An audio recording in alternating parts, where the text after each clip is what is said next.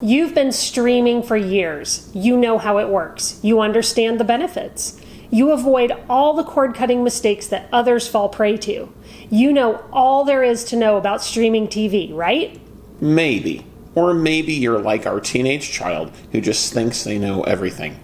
Are you sure you're saving as much as you can, or are you slipping back into a cable mindset? Do you know what the best options are for you, and are you getting them for the best price? There are more live TV and on-demand streaming services than ever right now, which makes it easy to miss updates and deals. In this cord-cutting guide for experts video, we share our top 5 cord-cutting tips for pro streamers to navigate the crowded streaming space wisely. Let's dive right in with our first pro streamer tip: setting a streaming budget and using it to direct your spending. Now, we go over this in detail in our Kill Cable Cord Cutters course, which we just launched and may be perfect for a friend or family member you know who is a cord-cutting novice and would benefit from an in-depth look at everything you need to know to kill cable and start saving big each month. In it, we offer a streaming budget template, and we walk you through the steps you need to know to identify how much you can afford to spend on streaming TV each month. Now, once you have that amount in mind, you want to list the streaming services you're currently subscribing to. Are you over your budgeted amount? If so, look at what you can cut. If you're under, consider lowering your budget to stick to that lower amount. It sounds simple, right? And while it is in theory, in practice, this can be the most difficult aspect for expert streamers, and that's because of the number of options available to us today. There are more streaming services and devices than ever, and even expert cord cutters can have trouble navigating them all. A streaming budget will help you make the best choices based on what you watch and what you want to spend or can afford to spend on TV. Yeah, and while there are many options, they can actually be generally separated into 3 categories. First, there's an I want everything attitude. Then there's a I want some things, but I want to keep my costs down mindset. And then finally, there's an I only want free services approach. Essentially, an everything, some things, or nothing approach. If you have lots of money to spend and you want to try every new service and device out there, you'd fall into the everything camp. That makes streaming decisions rather easy for you because money isn't an issue. And you'd likely be happy subscribing to multiple live and on-demand streaming services. Yeah, but if you're like most people, you cut cable to save money, and you're trying to keep your costs down while still enjoying your favorite shows and sports. If you're in this camp, a streaming budget will help you tremendously because it will help you keep your costs in check and get the most for your money. Now, let's say you decide you can spend $25 a month on TV, for example.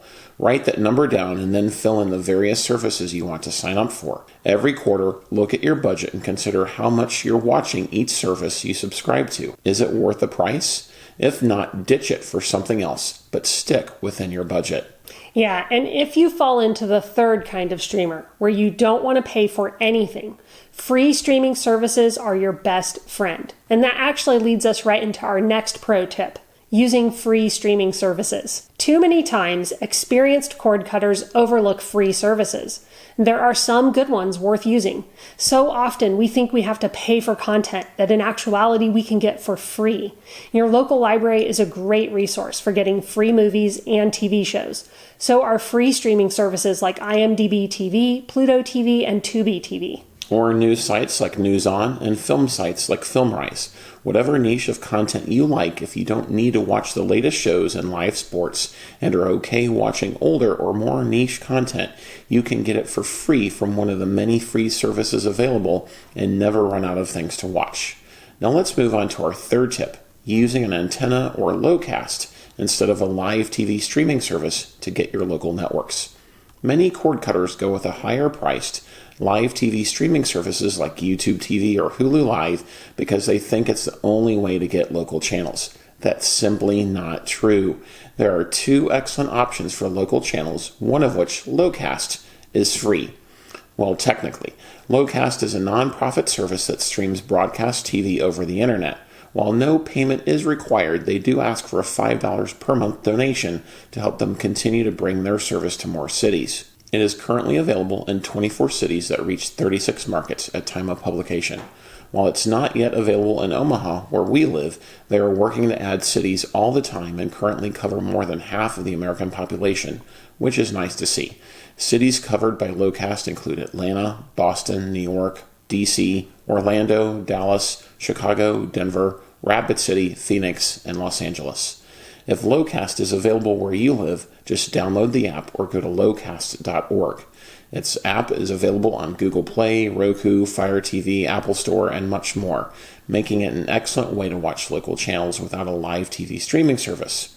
But another way to watch locals for just one upfront, one-time cost is with an antenna.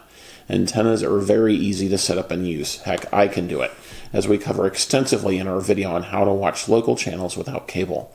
Yeah, you pay $50 or $60 to buy an antenna, and then you get your local channels free for life. It takes about 5 minutes to set up.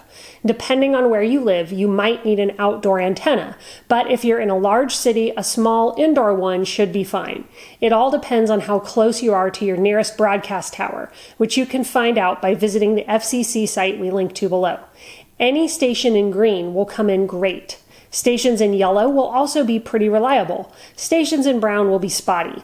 If you live in a rural area or are farther away from a broadcast tower, you may need an outdoor or omnidirectional antenna.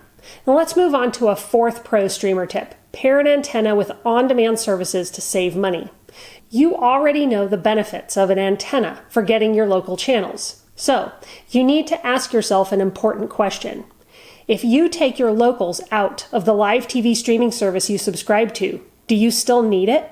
The answer comes down to what channels you watch. You may be able to pair your antenna with a lower price live TV service like Sling or Philo for $35 or $25 a month respectively. If sports are a must-have for you, like me, choose Sling. If you don't need them, try Philo. Or you may be able to ditch live services altogether and go with an on-demand streaming service. On-demand services like Hulu, Discovery Plus, Disney Plus, HBO Max, and Netflix are cheaper than live streaming options, and they offer lots of great shows and movies. If you love lifestyle content and family favorites like I do, try Discovery Plus for $6 a month or Disney Plus for $8. Yeah, or you could go with the Hulu plus ESPN plus Disney Plus bundle and get the best of network TV, live sports, and Disney content for just $14 a month.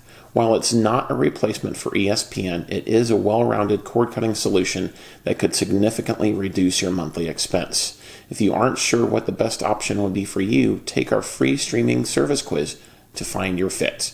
We link to it below, and you can use it to get a personalized recommendation in less than a minute.